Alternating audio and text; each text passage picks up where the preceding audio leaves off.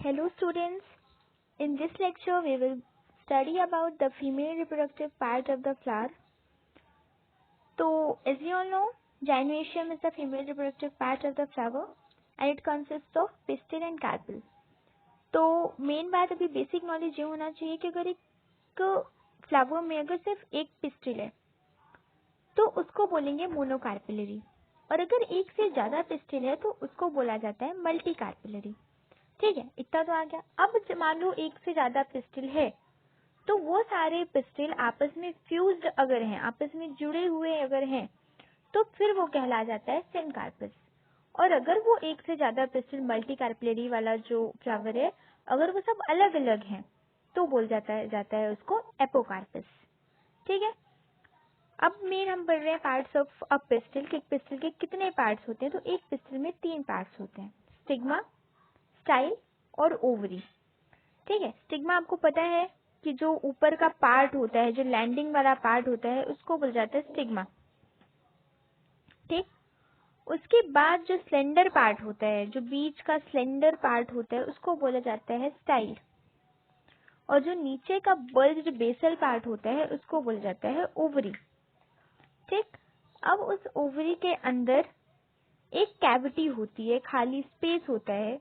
ठीक, उसको बोला जाता है ओवेरियन कैविटी या फिर उसी को लॉक्यूल भी बोलते हैं। ठीक, अब वो खाली स्पेस, उस खाली स्पेस में, उस ओवेरियन कैविटी में प्लासेंटा होता है। जैसे ह्यूमंस में होता है प्लासेंटा, सिमिलरली प्लासेंटा होता है किसमें, फ्लावर्स में भी। कहाँ होता है, ओवरी के अंदर जो ओवेरियन कैविटी होती है वहां प्लासेंटा होता है। ठीक, तो आपने types of placentation 11th class में पढ़ा था, तो that will only help you here. तो वो प्लासेंटा होता है। अब उस प्लासेंटा से क्या जुड़ा हुआ होता है, ओव्यूल। उस प्लासेंटा से ओव्यूल जुड़ा हुआ होता है। ठीक, अब हम उस ओव्यूल के बारे में पढ़ाई करेंगे। यहाँ पे ओव्यूल को, जैसे कि अभी हमने पढ़ा था, जो मेल रिप्रोडक्टिव पार्ट था दैट इज द स्टेमन, उसमें जो हमारा पॉलन सैक था उसको क्या बोलते हैं, माइक्रोस्पोरेंजिया। यहाँ पे ओव्यूल को बोलते हैं मेगास्पोरेंजिया। ठीक है, और ये क्या है, फीमेल गैमेटोफाइट। वहां पे मेल गैमेटोफाइट क्या था, पॉलन सैक। यहाँ पे फीमेल गैमेटोफाइट ओव्यूल। तो ओव्यूल कहाँ से जुड़ा हुआ होता है, बताया अभी, प्लासेंटा से जुड़ा हुआ होता है। ठीक, और किसकी हेल्प से जुड़ा हुआ होता है, एक स्टॉक होता है जिसको बोला जाता है फ्यूनिकल। तो फ्यूनिकल की हेल्प से ओव्यूल जुड़ा हुआ होता है प्लासेंटा से। और जिस प्लेस पे जो फ्यूनिकल है वो ओव्यूल से फ्यूज करता है, उस रीजन को बोला जाता है हिलम। ठीक, तो सिम कह सकते हैं कि हिलम क्या है, जंक्शन है between the ovule and the funicle. अब ओव्यूल का क्या होता है, ओव्यूल के ऊपर क्या होते हैं, एक या एक से ज्यादा प्रोटेक्टिव एनवेलप्स होते हैं। ठीक है, बहुत ही हार्ड एनवेलप्स होते हैं, इनको बोला जाता है इंटीग्यूमेंट्स। इनका मेन फंक्शन क्या है, प्रोटेक्टिव फंक्शन होता है ये। ठीक, तो ओव्यूल के सराउंडिंग में एक या 2 लेयर होती है प्रोटेक्टिव एनवेलप, जिसको बोलते हैं इंटीग्यूमेंट्स। इनर इंटीग्यूमेंट और आउटर इंटीग्यूमेंट दो होता है। ठीक है, उसके बाद यहाँ पे क्या होता है कि इंटीग्यूमेंट क्या ओव्यूल को सराउंड कर रहा है, तो ऑल ओवर ओव्यूल को वो सराउंड करता है, लेकिन सिर्फ एक छोटी सी ओपनिंग होती है टिप में, वहां पे इंटीग्यूमेंट एब्सेंट होता है। उस ओपनिंग को बोला जाता है माइक्रोपाइल। और ये जरूरी क्यों है, क्योंकि पूरा ओव्यूल से सराउंडेड होगा तो ओव्यूल के अंदर एयर और वाटर कैसे जाएगा, तो वहां पे माइक्रोपाइल एक स्मॉल ओपनिंग होती है। और ये मैच्योर, जब हमारा ओव्यूल कन्वर्ट हो जाता है सीड में, तब तक ये ओपनिंग बनी हुई होती है। जब सीड जब ग्रो हो रहा है तो इसमें एयर और मॉइस्चर का इन और आउट हो सके, इसके कारण के लिए। ठीक है, माइक्रोपाइलर एंड ऊपर हुआ। ठीक, उसके जस्ट अपोजिट जो एंड होता है उसको बोला जाता है चेलेजा, और ये ओव्यूल का बेसल पार्ट होता है। तो अभी पढ़ लिया टिपिकल ओव्यूल। ओव्यूल के 2 एनवेलप्स, आउटर इंटीग्यूमेंट और इनर इंटीग्यूमेंट। ऊपर जहाँ पे इंटीग्यूमेंट एब्सेंट होता है उसको माइक्रोपाइल बोलते हैं, और उसका जस्ट अपोजिट जो पार्ट होता है उसको चेलेजा बोलते हैं। इतना हो गया। अब उन इंटीग्यूमेंट्स के अंदर क्या होता है, मास ऑफ सेल्स होती है, जिनको बोले इंटीग्यूमेंट्स के अंदर, मतलब ओव्यूल के पास में। ठीक है, क्या होती है, मास ऑफ सेल्स, जिनको बोला जाता है न्यूसिलस। ठीक, तो न्यूसिलस की जो सेल्स होती हैं उनमें अबंडेंट फूड मटेरियल प्रेजेंट होता है, बहुत ज्यादा फूड मटेरियल प्रेजेंट होता है। ठीक, वही न्यूसिलस से क्या हमारा फॉर्म होता है, एम्ब्रियो सैक फॉर्म होता है, या फिर जिसको बोला जाता है फीमेल गैमेटोफाइट। कैसे होता है न्यूक्लियस से एम्ब्रियो सैक का फॉर्मेशन? तो ऐसा होता है कि जो ओव्यूल होता है उसमें सिर्फ एक ही एम्ब्रियो सैक होता है, ठीक, जो कि सिर्फ एक मेगास्पोर से फॉर्म होता है। मेल में क्या होता है, बहुत सारे पोलन ग्रेन्स होते हैं, लेकिन फीमेल में जस्ट उसका अपोजिट है, सिर्फ एक एम्ब्रियो सैक होता है, सिर्फ एक, ठीक। यहाँ पे क्या होता है कि जो न्यूक्लियस की सेल्स होती हैं उसमें से एक सेल होता है, लार्ज सेल होता है, एक लार्ज सेल होता है वहां पे न्यूक्लियस के पास, एक लार्ज सेल। उस लार्ज सेल का जो साइटोप्लाज्म होता है वो बहुत डेंस होता है और उसमें एक प्रोमिनेंट न्यूक्लियस प्रेजेंट होता है। वो लार्ज सेल में मियोटिक डिवीजन होता है, ठीक। मियोटिक डिवीजन के बाद आपको पता है 4 सेल्स फॉर्म होंगी with half number of chromosome.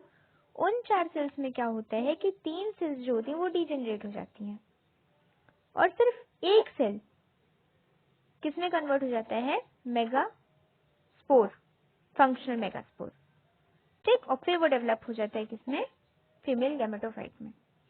तो ये जो प्रोसेस होती है किसकी, the process of formation of megaspore from the megaspore mother cell is called megasporogenesis. वहां पे क्या हुआ कि न्यूक्लियस में एक सेल था which has then cytoplasm and reserve food material, it undergoes meiotic division and it forms 4 cells. उसमें से उन 3 सेल्स जनरेट, एक cell that got converted into megaspore, ठीक। तो the process of formation of megaspore from the megaspore mother cell उसी typical एक cell को बोला जा रहा है, वो जो सिंगल लार्ज सेल है। तो formation of megaspore from megaspore mother cell is called megasporogenesis, ठीक है, उसको मेगास्पोर मदर सेल बोला जाता है। ये हो गया। अब फीमेल गैमेटोफाइट की स्टडी कर रहे हैं, तो यहाँ पे पड़ा हुआ है कि जो सिर्फ एक मेगास्पोर फंक्शनल होता है, बाकी 3 डिजेनरेट हो जाते हैं, और फंक्शनल मेगास्पोर किसमें डेवलप हो जा रहा है, female gametophyte, that is the embryo sac. तो ये जो method of formation of embryo sac है फ्रॉम सिंगल मेगास्पोर, एक ही मेगास्पोर से फॉर्मेशन हो रहा है ना, बहुत सारे मेगास्पोर से फॉर्मेशन नहीं हो रहा है, चारों से नहीं, सिर्फ एक मेगास्पोर से फॉर्मेशन हो रहा है एम्ब्रियो सैक का, इसको बोला जाता है मोनोस्पोरिक डेवलपमेंट। ऑफन ये क्वेश्चन पूछा जाता है, ठीक है। ये हो गया कंप्लीट आपका। अब आपको क्या कर रहे हैं, मेन यहाँ पे आपको पढ़ना है कि एम्ब्रियो सैक का फॉर्मेशन कैसा होता है, किस तरीके से उस एम्ब्रियो, वो जो एम्ब्रियो सैक वो कंप्लीट होता है, उसके अंदर जो सेल्स का अरेंजमेंट कैसा होता है, किस तरीके से, किस प्रोसेस से होता है, ठीक। इसके लिए क्या है, देखो सबसे पहले आप ये पैराग्राफ देखो ध्यान से, और इसको समझने के लिए इस पैराग्राफ में जो भी है, इसको समझने के लिए जो सबसे ज्यादा आपको हेल्प करने वाला है, that is the diagram which is given on this page. ये देखो, सबसे पहले क्या होता है कि ये आपका एम्ब्रियो सैक है, ठीक, ये आपका एम्ब्रियो सैक है। एम्ब्रियो सैक में आपका एक न्यूक्लियस होगा, ठीक। उस न्यूक्लियस में क्या होता है, डिवीजन होता है, ठीक। अब किस टाइप का डिवीजन होगा, सोचो जल्दी। ऑलरेडी तो मियोसिस हो चुका, हाफ नंबर ऑफ क्रोमोसोम हो गए, तो अब मियोसिस तो होगा नहीं, माइटोसिस होगा, ठीक। तो माइटोटिक न्यूक्लियर डिवीजन होता है। तो एक न्यूक्लियस, 2 न्यूक्लियस फॉर्म करते हैं, 2 न्यूक्लियस हो गए फॉर्म। अब उन दोनों न्यूक्लियस में फिर से माइटोटिक डिवीजन होगा। तो 2 न्यूक्लियस में हुआ तो कितने बन गए, 4 बन गए। चारों में फिर हुआ, कितने बन गए, 8 बन गए। अब इन 8 न्यूक्लियस के बनने के बाद क्या होता है कि सेल वॉल का फॉर्मेशन होता है। अभी तक सिर्फ न्यूक्लियस बने थे, अब क्या होगा कि सेल वॉल का फॉर्मेशन होगा, ठीक। सेल वॉल का फॉर्मेशन हुआ, उसके बाद क्या होता है कि 3 सेल्स आपस में ग्रुप हो जाती हैं और ग्रुप होके फॉर्म करती हैं एग एपेरेटिस। एग एपेरेटिस में क्या होता है, 2 सिनर्जिड्स होते हैं और एक एग सेल होता है, ठीक। बाकी की 3 सेल्स जो होती हैं आपस में ग्रुप होके चैलेजर एंड में चली जाती हैं और उनको बोला जाता है एंटीपोडल्स। और बची जो 2 सेल्स वो बीच में आ जाती हैं, that is called the central cell, ठीक। अब क्या हुआ, एक मेजर क्वेश्चन ये आ जाता है कि आपका जो एम्ब्रियो सैक होता है वो 8 न्यूक्लिएट होता है लेकिन 7 सेल्ड होता है। कैसे पॉसिबल है, क्योंकि एक सेल में तो एक ही न्यूक्लियस हुआ। तो आपका एम्ब्रियो सैक में न्यूक्लियस तो 8 है लेकिन सेल्स सिर्फ 7 है, कैसे? तो ऐसा है कि 3 सेल्स आपकी कहाँ चली गई, एग एपेरेटिस में, 2 सिनर्जिड, एक सेंटर में एग सेल, 3 चली गई चैलेजर एंड में एंटीपोडल्स, दो जो बची ना, दो न्यूक्लियस, वो दोनों न्यूक्लियस फिर एक सेल में जाके समा गई, सेंट्रल सेल में जाके समा गई दोनों न्यूक्लियस। तो ऊपर 3 सेल, नीचे 3 सेल, बीच में एक सेल रहता है, लार्ज सेंट्रल सेल। तो सेल्स 7 है लेकिन न्यूक्लियस कितने हैं? 8। नीचे 3, ऊपर 3 और बीच में 2। तो ये आगे आपका इम्पोर्टेंट क्वेश्चन, ये आपका डायग्राम, आप इस डायग्राम के थ्रू एक्सप्लेन करो। ये आपका पूरा जो फॉर्म हुआ हमारा एम्ब्रियो सैक है उसका डायग्राम है आपका, ठीक है। तो आपका ये टॉपिक खत्म हो गया यहाँ पे। यही है लास्ट में का, यही है 8 न्यूक्लियट 7 सेल क्यों होता है। तो आपको पता है कि न्यूक्लियर डिविजन होते हैं, उसके बाद ग्रुपिंग होती है। तो 3 ऊपर 3 नीचे और बीच में एक सेंट्रल सेल होता है, उसमें 2 न्यूक्लियस होते हैं, ठीक। पॉलिनेशन बहुत ही इजी, बहुत ही सिंपल, बहुत ही इंटरेस्टिंग सा टॉपिक है, बहुत बचपन से पढ़ते आ रहे हैं। क्या होता है पॉलिनेशन? सिंपल सी डेफिनेशन होती है, the transfer of pollen grains from anther to the stigma is known as pollination. Simple सी बात है। यहाँ पे थोड़ा आप काइंड्स ऑफ पॉलिनेशन पढ़ोगे, कितने टाइप के पॉलिनेशन होते हैं। तो 3 टाइप का यहाँ पे पॉलिनेशन है, ऑटोगैमी, ठीक, गिटेनोगैमी और जेनोगैमी। ज्यादा कुछ नहीं है, सिंपल सी चीज है। ऑटोगैमी क्या होता है कि ऑटोगैमी किसमें होता है? एक ही फ्लावर में होता है, सिर्फ एक फ्लावर, सेम फ्लावर में, उसी फ्लावर के एंथर से उसी फ्लावर के स्टिग्मा में जब पॉलन ग्रेन का ट्रांसफर होता है तो उस टाइप के पॉलिनेशन को बोलते हैं ऑटोगैमी, ठीक है। सिंपल सी बात, मतलब एक ही फ्लावर में हो रहा है, ठीक है, दूसरे फ्लावर में नहीं हो रहा है। तो ऑटोगैमी किसमें, किस फ्लावर में हो रही है, किस फ्लावर में हो रही है? जो कंप्लीटली क्लोज्ड होता है उसमें ऑटोगैमी कॉमन है। जो फ्लावर बंद होते हैं, बंद हो रहे हैं तो उनका आंसर एक्सपोज नहीं है, तो उनमें कॉमन है कि ऑटोगैमी ही होगा, उसी फ्लावर का पॉलन उसी फ्लावर के स्टिग्मा में ही गिरेगा। लेकिन जो नॉर्मल फ्लावर होते हैं, जो ओपेंड होते हैं, जिनके एंथर्स वगैरह एक्सपोज रहते हैं, तो उसमें रेयर होता है कि ऑटोगैमी हो, किसी दूसरे फ्लावर का भी तो आ सकता है ना, तो उसमें रेयर है। लेकिन जो बंद होते हैं उनमें क्या होता है कि ये कॉमन है कि उसमें ऑटोगैमी ही होना है, ठीक। तो जो फ्लावर खुले हुए होते हैं, अगर हमें उनमें ऑटोगैमी करानी है तो उसमें ऑटोगैमी कराने के लिए क्या जरूरी है कि पॉलन रिलीज और स्टिग्मा रिसेप्टिविटी। स्टिग्मा रिसेप्टिविटी का मतलब, रिसेप्टिव होने का मतलब क्या है कि it is ready to take the pollen. तो स्टिग्मा रिसेप्टिविटी और पॉलन का रिलीज दोनों अगर सेम टाइम पे है तो ऑटोगैमी आराम से हो जाएगी। जैसे पॉलन रिलीज हुआ वैसे स्टिग्मा ने उसे ले लिया और पॉलन ट्यूब का जनरेशन हो गया, फर्टिलाइजेशन हो गया। बट अगर पॉलन रिलीज हो गया, स्टिग्मा रिसेप्टिव ही नहीं है, तो पॉलन तो वेस्ट हो जाएगा, फिर ऑटोगैमी नहीं हो पाएगी। या फिर स्टिग्मा रिसेप्टिव है, पॉलन रिलीज ही नहीं हो पाया, क्या मतलब, फिर तब भी ऑटोगैमी नहीं होगी। तो इसमें सिंक्रोनी होना जरूरी है पॉलन रिलीज और स्टिग्मा रिसेप्टिविटी के बीच, ठीक। दूसरा यहाँ पे आपको 2 टाइप के फ्लावर्स के बारे में दिया है इसी के अंदर, चैस्मोगेमिस फ्लावर्स और क्लिस्टोग्लेमिस फ्लावर्स, ठीक। चैस्मोगेमिस फ्लावर्स क्या होते हैं? ये ओपनड होते हैं, खुले हुए होते हैं, इनके जो एंथर्स और स्टिग्मा होते हैं वह एक्सपोज्ड रहते हैं, ठीक। और क्लिस्टोगेमिस फ्लावर्स क्या होते हैं? बंद होते हैं, ये कभी भी ओपन नहीं होते हैं, ठीक। और जो ये प्लांट्स हैं, वायोला, ऑक्सैलिस और कॉम्बिलिना, ये प्लांट्स क्या करते हैं? दोनों टाइप के फ्लावर्स प्रोड्यूस करते हैं, चैस्मोगेमिस भी, क्लिस्टोगेमिस भी। इनके कुछ फ्लावर्स बंद भी होते हैं, कुछ फ्लावर्स खुले होते हैं, ठीक है। तो मेन दिक्कत क्या होती है? ऑटोगेमी की दिक्कत मेन ये हो जाती है कि क्लोज्ड फ्लावर है, क्लिस्टोगेमिस फ्लावर्स की दिक्कत क्या है कि आप पूछा जाता है कि जो क्लिस्टोगेमिस फ्लावर्स हैं उनका डिसएडवांटेज क्या है और एडवांटेज क्या है, मेन क्वेश्चन आता है। एडवांटेज क्या है? देखो, एडवांटेज ये है कि अगर कोई पॉलिनेटिंग एजेंट वहां पे प्रेजेंट नहीं है, बी हो गया और एयर है, वाटर है, ये सब पॉलिनेटिंग एजेंट है ना, तो अगर कोई पॉलिनेटिंग एजेंट वहां पे प्रेजेंट नहीं है उसके बावजूद भी उनका जो फर्टिलाइजेशन है, पॉलिनेशन है, वो हो जाएगा, क्योंकि फ्लावर तो क्लोज्ड है, वहां से गिर के उसी में जाना है। तो ये एडवांटेज हो गया कि इसको किसी भी पॉलिनेटिंग एजेंट की जरूरत नहीं पड़ती है। लेकिन डिसएडवांटेज ये है कि वो फ्लावर्स क्लोज रहते हैं, तो अगर हम चाहें कि हम इस वाले फ्लावर का पॉलन से फर्टिलाइजेशन करा दें तो नहीं करा सकते, हम मन चाहे फ्लावर से उसका फर्टिलाइजेशन नहीं करा सकते हैं, सेम फ्लावर से ही उसका हमेशा फर्टिलाइजेशन होगा। और इससे क्या होता है? इनब्रीडिंग डिप्रेशन हो जाता है। इनब्रीडिंग डिप्रेशन क्या होता है कि जब कंटिन्यूअसली एक ही स्पीशीज में कंटिन्यूअसली जब फर्टिलाइजेशन होता है, ब्रीडिंग होती है, तो उनका जो प्रोडक्टिविटी है ठीक है, और क्वालिटी है वो डिक्रीज जाता है। This is known as inbreeding depression.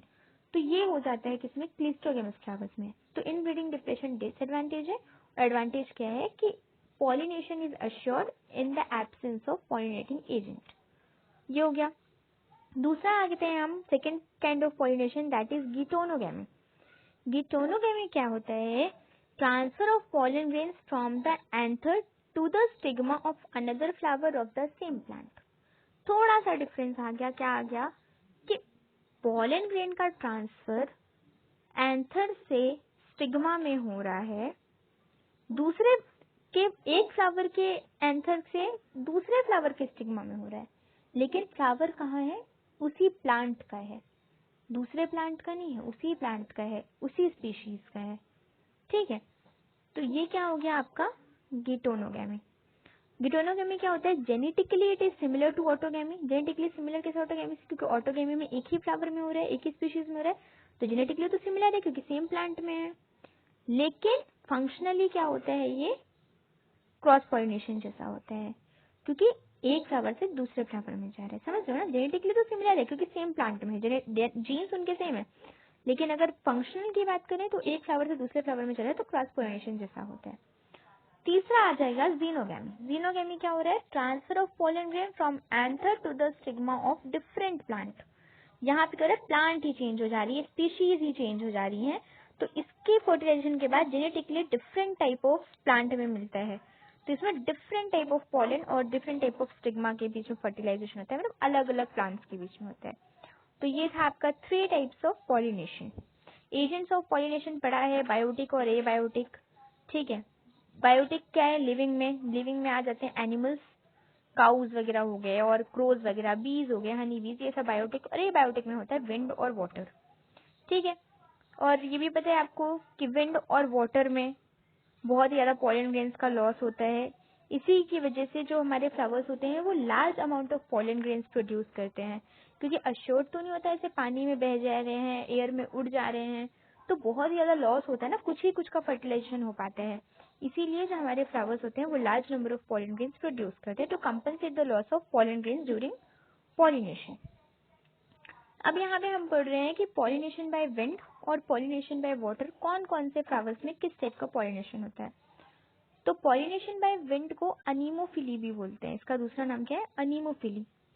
तो पॉलिनेशन बाय विंड सबसे मोस्ट कॉमन होता है अबायोटिक पॉलिनेशन के बीच में। ठीक है, तो विंड पॉलिनेशन अगर किसी फ्लावर में होना है तो उसके लिए रिक्वायर्ड जो कैरेक्टरिस्टिक्स हैं वो ये हैं कि जो पॉलन ग्रेन्स हैं वो लाइट होने चाहिए, हल्के होने चाहिए, तभी तो वो एयर में उड़ पाएंगे ना, नहीं तो उड़ी कहाँ पाएंगे, कैसे होगा पॉलिनेशन, तो दे शुड बी लाइट। दूसरा क्या होना चाहिए, नॉन स्टिकी होना चाहिए, स्टिकी होगा तो कहीं भी जाके चिपक जाएगा, उड़ भी नहीं पाएगा, नॉन स्टिकी पॉलन ग्रेन होना चाहिए, दूसरा कैरेक्टरिस्टिक हो गया। ठीक, तीसरा कैरेक्टरिस्टिक क्या है कि उनके स्टेमन्स वेल एक्सपोज्ड होने चाहिए, वेल एक्सपोज स्टेमन होगा तभी इजीली क्या हो जाएंगे, पॉलन ग्रेन्स डिस्पर्स हो पाएंगे विंड करंट में, तीसरा हो गया। चौथा क्या होना चाहिए कि उनके जो स्टिग्मा होने चाहिए वो फेदरी होने चाहिए, जिससे क्या करें वो इजीली क्या कर सके, पॉलन ग्रेन्स को ट्रैप कर सके। ठीक, तो ये 4 कैरेक्टरिस्टिक्स हो गए जो कि जरूरी है विंड पॉलिनेशन में। और जो विंड पॉलिनेटेड फ्लावर्स होते हैं ना, उनमें यूजुअली क्या होता है, एक ही ओव्यूल प्रेजेंट होता है, और उनके जो फ्लावर्स होते हैं वो इनफ्लोरेसेंस में होते हैं, गुच्छों में पाए जाते हैं। ठीक, इसका मोस्ट कॉमन एग्जांपल क्या है, कॉर्न कॉब, उसमें कॉमनली ये होता है। ठीक है, विंड पॉलिनेशन किसमें कॉमन होता है, ग्रासेस में भी विंड पॉलिनेशन कॉमन होता है। दूसरा आ जाते हैं हम अबायोटिक में, पॉलिनेशन बाय वाटर। तो पॉलिनेशन ऑफ वाटर मेनली किसमें होता है, मोनोकॉट्स में होता है। ठीक है, और लोअर प्लांट ग्रुप हो गया जैसे एल्गी हो गया, बायोफाइटा हो गया, टेरिडोफाइटा हो गया, इनमें भी क्या है, पॉलिनेशन बाय वाटर बहुत ही कॉमन है।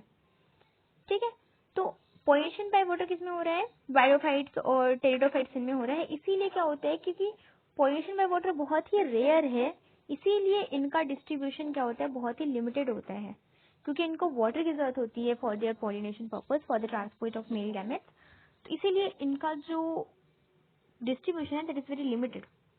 ठीक, अब यहाँ पे हम पढ़ते हैं कि किस टाइप के प्लांट में किस टाइप से वाटर पॉलिनेशन होता है। ठीक है, पहले आगे हम किसमें, फ्रेश वाटर प्लांट्स, वेलिस्नेरिया। ठीक, वेलिस्नेरिया में क्या होता है, वेलिस्नेरिया और हाइड्रिला ये फ्रेश वाटर प्लांट्स हैं, ठीक है, दो। और मराइन वाटर है क्या, सी ग्रासेस, जैसे कि जोस्टेरा हो गया, ये मराइन वाटर है। ठीक, तो अब देखो किस किस टाइप का अलग अलग तरीका है सबका। जैसे देखता वेलिस्नेरिया, वेलिस्नेरिया में क्या होता है कि जो फीमेल फ्लावर होता है, ठीक, वो क्या होता है, उसका जो स्टॉक होता है वो बहुत लॉन्ग होता है, तो वो क्या करता है, वाटर की सरफेस पे आता है। ठीक, वाटर की सरफेस पे आया, वहीं पे क्या हो गया, दूसरा फ्लावर, मेल फ्लावर, उसने क्या किया, पॉलन ग्रेन्स क्या कर दिए, वाटर की सरफेस में ही रिलीज कर दिए। ठीक, और वाटर की सरफेस में रिलीज हुआ पॉलन ग्रेन, वाटर की सरफेस में फ्लावर भी आ गया, और वाटर करेंट्स के थ्रू तैर के क्या हो जाते हैं, पॉलन ग्रेन्स आ जाते हैं फीमेल फ्लावर तक, और क्या हो जाता है, फर्टिलाइजेशन हो जाता है। दूसरा हम बात करें सी ग्रासेस, जैसे जोस्टेरा हो गया, इसमें क्या होता है कि जो फीमेल फ्लावर होता है वो पानी में क्या होता है, सबमर्ज रहता है। ठीक है, ऊपर नहीं आता है, सबमर्ज रहता है, अंदर घुसा हुआ होता है। और इसमें क्या होता है, पॉलन ग्रेन्स पानी के अंदर ही रिलीज कर दिए जाते हैं, इनसाइड द वाटर रिलीज किए जाते हैं। और पॉलन ग्रेन्स ऐसे स्पीशीज में क्या होते हैं, लॉन्ग होते हैं, रिबन लाइक होते हैं, जिससे कि वो इजीली क्या कर सके, वाटर के थ्रू ट्रांसपोर्ट किए जा सके। ठीक, यहाँ पे एक और है लिली, वाटर लिली की बात की जाए और वाटर हियासिंथ की बात की जाए, तो इनमें ऐसा कुछ भी नहीं होता कि पानी के थ्रू, इसमें पानी का काम ही नहीं होता। ये क्या करते हैं फ्लावर्स, इनके फ्लावर्स वाटर के सरफेस के ऊपर इमर्ज हो जाते हैं, और ऊपर आ गए तो फिर इंसेक्ट या फिर विंड के थ्रू इसमें पॉलिनेशन हो जाता है। तो जरूरी नहीं, मतलब यहाँ पे बताने का मतलब क्या है कि जितने एक्वेटिक प्लांट्स है जरूरी नहीं है कि उनमें वाटर पॉलिनेशन ही हो। यहाँ पे देखो जैसे वाटर हियासिंथ तो वाटर लिली, इसमें वाटर पॉलिनेशन कहाँ हो रहा है, वाटर के ऊपर वो आ गए और आराम से उनका इंसेक्ट और विंड के थ्रू हो गया pollination. These are smart flowers.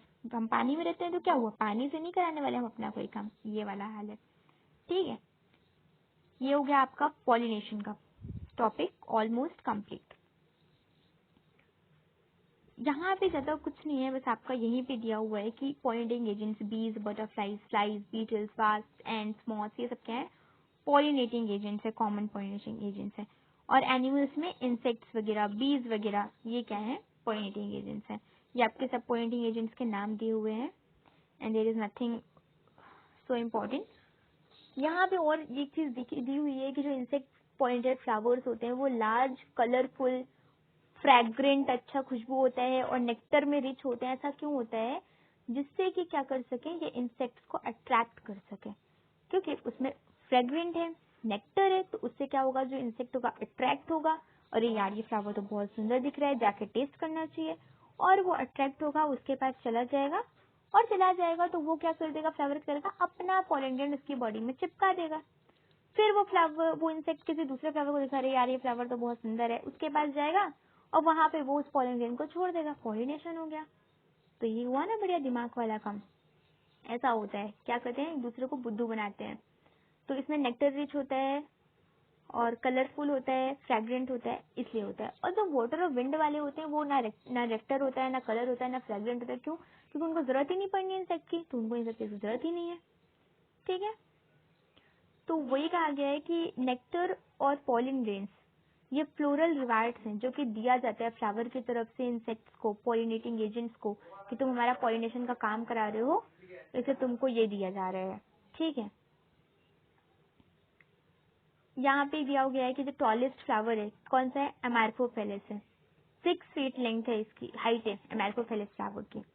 ठीक, तो ये क्या करता है, कोई भी अगर इसका पॉलिनेशन करा रहा है तो वो क्या करता है, उसको सेफ प्लेस देता है टू ले एग्स। ठीक, एमार्फोफेलिस। दूसरा यहाँ पे दिया एग्जाम्पल युक्का का और एक मॉथ का। इसमें क्या होता है कि जो मॉथ है वो युक्का फ्लावर का क्या करता है, पॉलिनेशन करता है, और इन टर्न जो युक्का है उसको क्या करता है, सेफ प्लेस देता है टू ले एग्स। ठीक है, तो अपनी एग्स उसमें डिपॉजिट करो, डिपॉजिट अपनी ओवरी में उसका एग्स डिपॉजिट करने की जगह देता है। ऊपर से क्या कहता है, अपने पॉलन ग्रेन्स देता है उस मॉथ को कि तुम अपने जो डेवलपिंग लार्वा है उनको फीड कर सको, उनको खिला पिला के बड़ा कर सको। ठीक, कुछ ऐसे भी इंसेक्ट्स होते हैं जो नेक्टर और पॉलन ग्रेन्स तो कंज्यूम कर देते हैं लेकिन फर्टिलाइजेशन नहीं कराते। कर लो बात, हमने ले लिया, तुम्हारा सब काम ले लिया, पैसे ले लिए, काम ही नहीं किया। तो ऐसे पॉलिनेटिंग, ऐसे जो फ्लोरल विजिटर्स होते हैं उनको पॉलन या फिर नेक्टर रॉबर्स बोला जाता है, चोर बोला जाता है। पॉलन या नेक्टर चोर बोला जाता है कि चुरा लिया तुमने। ये खत्म हो गया। नेक्स्ट आया अपना out breeding devices. Out breeding devices simple सी बात है, ज्यादा नाम से बहुत खतरनाक लग रहा है, ज्यादा कुछ है नहीं, बहुत ही सिंपल चीजें हैं। बताया आपको इनब्रीडिंग डिप्रेशन के बारे में कि जब सेम टाइप ऑफ स्पीशीज में लगातार फर्टिलाइजेशन होता है तो इनब्रीडिंग डिप्रेशन हो जाता है। ठीक है, तो इस कंटिन्यूड सेल्फ पॉलिनेशन से होने वाले इनब्रीडिंग डिप्रेशन को रोकने के लिए हम क्या करते हैं, जो डिवाइसेस यूज करते हैं उसको क्या बोल रहे हैं, इनब्रीडिंग डिवाइसेस। ठीक है, तो ये क्यों हमने डेवलप किया, to discourage self pollination and to encourage cross pollination. तो कैसे किए जा सकते हैं, हर्माफ्रोडाइट कोई फ्लावर है ना, मतलब मेल और फीमेल प्लांट दोनों उसमें प्रेजेंट है, तो उसमें पॉलिनेशन होने से कैसे रोकें। तो इसके लिए 2-3 प्रोसेसेस हैं, आप पॉइंट्स में इसको याद कर लो। पहला देखो, पहला, pollen release और stigma receptivity are not synchronized. आया समझ में, क्या हुआ, हर्माफ्रोडाइट फ्लावर, मेल फीमेल दोनों उसी में प्रेजेंट, आराम से पॉलन गिरा, हो गया फर्टिलाइजेशन, हमारा तो काम खराब हो गया, सेल्फ पॉलिनेशन हो गया, इनब्रीडिंग डिप्रेशन हो जाएगा, हमें रोकना है उसको। तो क्या हो गया, ऐसे में हम क्या करते हैं कि पॉलन रिलीज और स्टिग्मा रिसेप्टिविटी सिंक्रोनाइज्ड ना हो, ये चीज का ध्यान रखो कि पॉलन रिलीज हो जाए लेकिन स्टिग्मा रिसेप्टिव ना हो तो फर्टिलाइजेशन अपने आप नहीं होगा, या स्टिग्मा रिसेप्टिव हो पर पॉलन रिलीज ना हो तो भी फर्टिलाइजेशन नहीं होगा। पहला पॉइंट ये हो गया। दूसरा क्या हो गया कि जो एंथर और स्टिग्मा है उनको क्या कर रहे हैं, हम डिफरेंट पोजीशन में प्लेस कर दे रहे हैं, दूर दूर प्लेस कर दे रहे हैं। तो अगर वो पॉलन रिलीज भी हो रहा है तो स्टिग्मा तक नहीं पहुंच पा रहा है, उसके कांटेक्ट में नहीं आ पा रहा है। दूसरा मेथड हो गया। तीसरा मेथड क्या है, सेल्फ इनकम्पैटिबिलिटी। ये क्या होता है, जेनेटिक मैकेनिज्म होता है ये। इसमें क्या होता है कि जो प्लांट है, जो स्टिग्मा है, उसमें जब कोई पॉलन ग्रेन आता है तो वो पहचान लेता है कि वो सेल्फ पॉलन है, मेरी ही प्लांट का पॉलन है वो। ठीक, तो वो जान जाता है कि सेल्फ पॉलन है, तो वो क्या करता है, फिर उस पॉलन ग्रेन को ग्रो ही नहीं होने देता, पॉलन ट्यूब ग्रोथ करने ही नहीं देता है। और फिर क्या, फर्टिलाइजेशन होगा ही नहीं। जब पॉलन ट्यूब का ग्रोथ ही नहीं होगा, पॉलन जर्मिनेशन ही नहीं होगा, तो क्या होगा, फर्टिलाइजेशन ही नहीं होगा। तो सेल्फ इनकम्पैटिबिलिटी पूछा था, व्हाट इज सेल्फ इनकम्पैटिबिलिटी। तो this is a genetic mechanism जो कि प्रिवेंट करता है सेल्फ पॉलन को, सेल्फ पॉलन मतलब the pollen from the same flower, तो which prevents self pollen from fertilising the ovule. कैसे, बाय इनहिबिटिंग पॉलन जर्मिनेशन और pollen tube growth in the pistil. Third mechanism. तीसरा, fourth mechanism क्या है, production of unisexual flowers. हम क्या करें, unisexual flowers का प्रोडक्शन करें, बाइसेक्सुअल का प्रोडक्शन ना करें। एक ही सेक्स का उसमें रहेगा, फ्लावर में सिर्फ एक सेक्स रहेगा, मेल रहेगा या तो फीमेल रहेगा, तो भी क्या होगा, फर्टिलाइजेशन मतलब पॉलिनेशन नहीं होगा। मेल मेल में तो हो नहीं पाएगा, फीमेल फीमेल में तो हो नहीं पाएगा। तो यूनिसेक्सुअल फ्लावर का प्रोडक्शन करें, ये क्या हो गया हमारा फोर्थ। ठीक, ये हो गया आपका।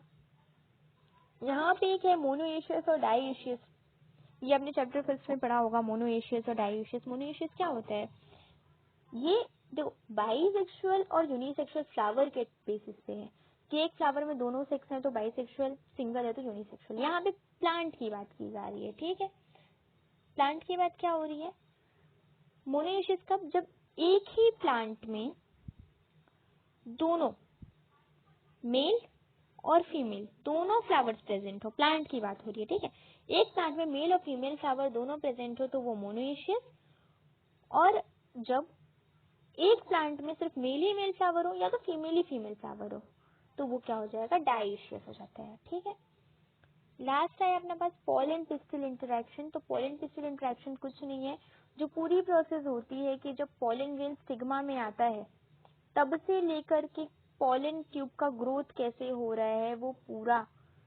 पूरी इस प्रोसेस को पॉलन पिस्टिल इंटरेक्शन के अंदर पढ़ा जाता है। कि मतलब पॉलन ग्रेन आया, पिस्टिल ने उसको स्टिग्मा ने से पहचाना कि मेरा पॉलन है, ठीक है, राइट टाइप ऑफ पॉलन है या रॉन्ग टाइप ऑफ पॉलन है। अगर वो सेल्फ इनकम्पैटिबल होगा तो खुद का पॉलन उसको रॉन्ग टाइप का पॉलन लगेगा, वो खुद के पॉलन को एक्सेप्ट नहीं करेगा।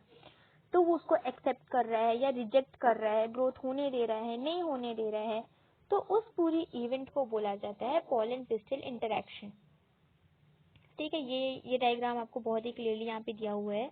ये पॉलन ट्यूब का ग्रोथ हो रहा है, ऊपर यहाँ पे स्टिग्मा में पॉलन ग्रेन आया, पॉलन ट्यूब का ग्रोथ हुआ और फिर वो पॉलन ट्यूब कहाँ पे जा रहा है, एम्ब्रियो सेक में जा रहा है, वहाँ पे जाके वो मेल गैमेट्स को रिलीज करता है और वहीं पे जाके क्या होता है, फर्टिलाइजेशन होता है। ये हम नेक्स्ट टॉपिक में पढ़ेंगे, पूरी फर्टिलाइजेशन की इवेंट बहुत ही ध्यान से, बहुत ही अच्छे से, फुल डिटेल में पढ़ेंगे। अभी यहाँ पे आपको पॉलन पिस्टिल इंटरेक्शन में इतना ही है कि वो सब हार्मोन्स का होता है, सिंपल सी बात है, पूरी हार्मोन्स का खेल होता है। जो केमिकल कंपोनेंट्स, जो कि पॉलन जो केमिकल कंपोनेंट्स रिलीज कर रहे हैं, फिर केमिकल कंपोनेंट्स जो पिस्टल से इंटरेक्ट करते हैं, फिर पिस्टल्स को पहचानता है कि यार नहीं ये राइट टाइप ऑफ पॉलन, इसको ग्रो होने नहीं देना चाहिए, और फिर इसको एक्सेप्ट कर लेता है और पॉलन ट्यूब का ग्रोथ होता है। या तो नहीं रॉन्ग टाइप का है यार, इसको नहीं होने देना, ये खराब है, ये सेल्फ पॉलन है और मैं तो सेल्फ इनकम्पैटिबिलिटी करनी है, मुझे उसको ग्रोथ नहीं होने देना, तो उसको रिजेक्ट कर दिया। तो इस पूरी इंटरेक्शन को पॉलन पिस्टल इंटरेक्शन बोलते हैं। ठीक है, अगर कंपैटिबल पॉलिनेशन हो गया तो फिर जर्मिनेशन हो जाता है, पॉलन ट्यूब का ग्रोथ हो जाता है और फिर क्या होता है, फर्टिलाइजेशन हो जाता है। यही है, इसमें ज्यादा कुछ भी नहीं है, जस्ट सिंपल सा इतना ही टॉपिक दिया हुआ है।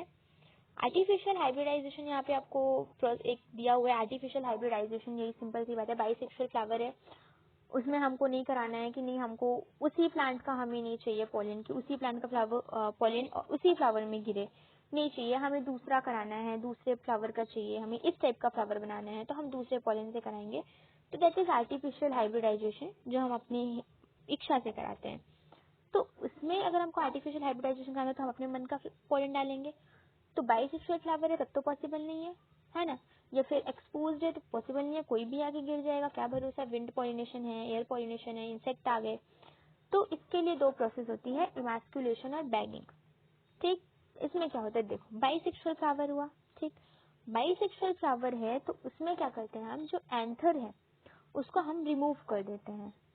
ठीक, before the anther dehiscence, before anther क्या करे, रिलीज करे पॉलन ग्रेन, उसके पहले ही हम एंथर को क्या करते हैं, रिमूव कर देते हैं using a pair of forceps. इसको बोला जाता है emasculation.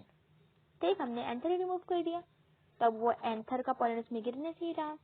This process known as emasculation. What is emasculation? Removal of anthers from the flower bud before the anther dehiscence using a pair of forceps is called emasculation. ठीक, अब emasculation कर दिया, anther तो remove कर दिया, लेकिन stigma अभी भी खुला हुआ है। स्टिग्मा तो खुला है, कोई भी पॉलन उस फ्लावर का नहीं किसी और का आ जाएगा, क्या कर लोगे? तो उसके लिए क्या करते हैं, हम उस स्टिग्मा को कवर कर देते हैं with a bag of suitable size. ठीक, यूजुअली वो बैग किससे बना होता है, बटर पेपर से बना हुआ होता है। यूजुअली ये बटर पेपर का यूज किया जाता है, क्यों किया जाता है, to prevent contamination of the stigma with unwanted pollen. कोई भी अनवांटेड पॉलन आके स्टिग्मा में ना जर्मिनेट, इस प्रोसेस को बोला जाता है बैगिंग। ठीक, तो व्हाट इज इमैस्कुलेशन? इमैस्कुलेशन हो गया रिमूवल ऑफ एंथर्स, और बैगिंग हो गया the covering of the stigma with a bag of suitable size, usually which is made up of butter paper, to prevent contamination of the stigma with unwanted pollen is known as bagging. ठीक, अगर flower bisexual है तो emasculation करो, bagging करो, अगर unisexual है तो emasculation की जरूरत ही नहीं है, सिर्फ बैगिंग कर दो। हो गया इतना कंप्लीट। क्या होता है, बैगिंग कर दिया, अब जब वो स्टिग्मा रिसेप्टिव हो गया तो हमने बैग खोला, जो पॉलन हमें डालना है उसको उसमें डाल दिया और वापस से उसको बैग कर दिया, रीबैग कर दिया, और फ्रूट्स और फ्लावर्स को बनने दो, डेवलप होने दो। बढ़िया, कंप्लीट हो गया ये टॉपिक आपका। नेक्स्ट टॉपिक में will discuss about double fertilization. तब तक के लिए goodbye and thank you so much, and please like, share and subscribe.